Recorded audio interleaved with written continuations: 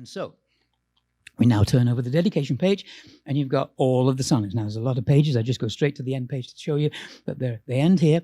The thing about the sonnets is they're all about time. All about time. He's always contrasting temporal time with spiritual time. And so it occurred to me, perhaps they are a calendar. So I overlaid them over a 365-day calendar so that Sonnet 1 is January 1 and February 1 is Sonnet 32, etc., etc. And you end at June 4th, so you have to send them through again, and you end here. But if that was the poet's intention, it should be able to be easily proven that what he's done is given us a map upon which all the sonnets are overlaid onto a calendar date. And so if there's something that happens on a certain date that he wants to reference, he can say, all right, I'm going to write something in that particular sonnet, because each date has a unique sonnet number to it. So, for instance, the Queen's birth, the Queen's death, the Queen's funeral, these would be important to him. And you look at the sonnets that underlie those, and you read them from that perspective, and all of a sudden it makes sense. You go, oh, he's talking about that. These are Edward de Vere's children, the dates that they were born. And when you find the sonnets that are overlaid on those dates, the sonnets are telling you something cryptically about the birth of those children. And it happens with all kinds of historical dates as well. It's all over the place, but I'm going to show you 3 that basically prove this system. So I was looking at 3 particular interesting sonnet numbers. I looked at 116 because it's the only sonnet in the original printing where it's wrongly numbered. It goes 114, 115, 119, 117. Obviously, it's supposed to be 116. Well, 116 is here, and that's April 26. It's the wrong number. April 26 is when Shakespeare, that's how he spelt it and pronounced it there, was baptized in that church. And the 3 crosses are supposedly the signature of his illiterate parents. Not a very good start to be the world's greatest writer, but he had illiterate parents. But maybe that's just a clue. It's 3 crosses after all. So, that's 426, and it marks Shakespeare's baptism. So now I'm looking at that and thinking, well, we got 426 in the monument, don't we? Interesting. So is there anything else in that sonnet? You look down to the end of it, it says, if this be error, and upon me proved, I never writ. No man ever loved. It's not an error, he's telling you. It is an error, but it's deliberate. In fact, he says it's fixed. In fact, he says it's ever fixed. Vere fixed it like that. Interesting. So since that is telling us that the baptism date is wrong, the number is wrong, that's a lead. The baptism date has been fixed in order to create a code. So I want to look at 624, obviously the mirror image of it, because, mirror imagery, that's what we got. Right? If you're doing it the 2 ways that they used to code things back then. So what is June 24th? It's Sonnet 21. And Sonnet 21 has the word fixed in it. Okay, it says, and those gold candles fixed in heaven's air, which will make sense in a minute. 21 Sonnet says that. So what's special about 624? Well, in those days, calendar was all out of whack. 624 was the pagan calendar celebration of the summer solstice. Now we know it's June 21, 22, but back then it was all out of whack. We were on the Julian calendar. It was slowly slipping out of whack. Farming was off. Easter was off. The church didn't like that. They wanted to correct it, so they introduced the Gregorian calendar. It was a good thing. It was science, right? They were figuring out how to get us back on track. But that was when they celebrated it back then. 624 was the summer solstice. Midsummer's Day. Midsummer's Night was the biggest celebration in England. That was 623, where they had the revels and the partying and the dancing and the sex and the drugs probably. And the next morning, 624, it's like, oh, I'm sorry, we won't do it again.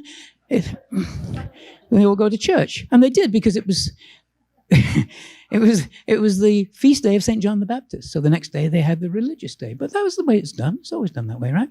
Saturday night, Sunday morning.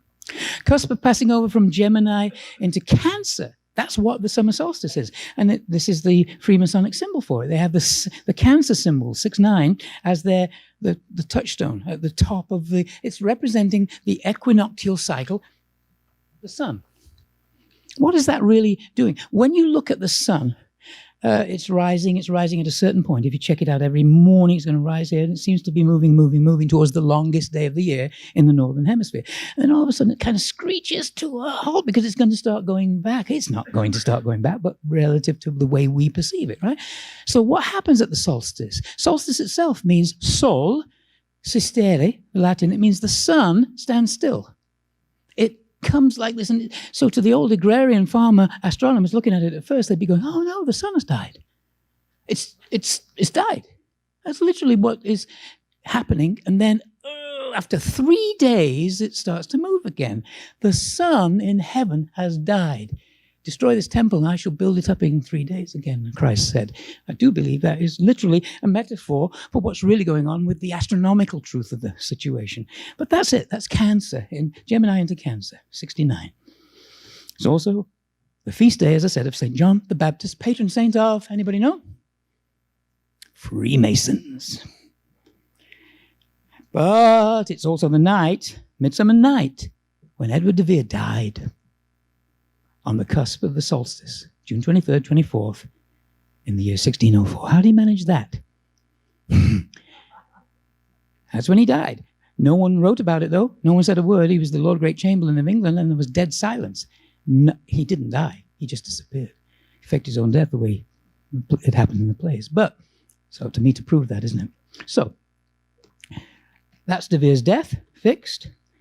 That's Shakespeare's baptism, fixed. The other one that has the word fixed in it, Sonnet 101, fixed. Why 101? Sonnet 101 is the middle of the entire... There are 201 courses in the Great Pyramid, right? Up to the plateau. 201 courses. So the absolute central course is course 101. That's the center of the Great Pyramid, with 100 courses on each side. Same with the sonnets. He built the sonnets to be 201 stanzas, and the absolute center is 101. There's another center in the Great Pyramid that is of consequence, and that's the vertical center, which we see from the air only at the equinox, right? When that shadow is visible for about 12 seconds, and then it's gone. It's measuring, it's marking out the equinoxes. Those are the periods of absolute equal night and equal day, equinox. But the other balancing features are the other polarities of the solstices, when you've got the longest day and the longest night. And they are measured out by the Great Pyramid in a different way. But look at the letters that he chose for Sonnet 21, 101, 106, the first letters. S, O, L, Sol, solstice. He's telling us it's about the sun, and it is marked by 3 Queen's pyramids on the eastern border of the Great Pyramid, which measure and mark that by their shadows when the sun is fixed in heaven's air. Gold candles fixed in heaven's air. Fixed for 1 day. Fixed for a second day. Fixed for a third day. It's stopped. It's fixed, and then it moves on. All right. So it's marking June 24th through June 26th as being very significant in those days at that time in the pagan calendar. Now it's shifted a couple of days to the left. So we've got 3 sonnets then, and anytime he uses 3 words only in the sonnets, it's always significant. I've done this with countless things. There's codes all over the place, and he uses a word 3 times only in the 154 sonnets and the other poems that add up to 201 stanzas. He uses it only 3 times. So it's always significant. Now we need to meet the guy who has encoded all this for the real Shakespeare. His name is John Dee.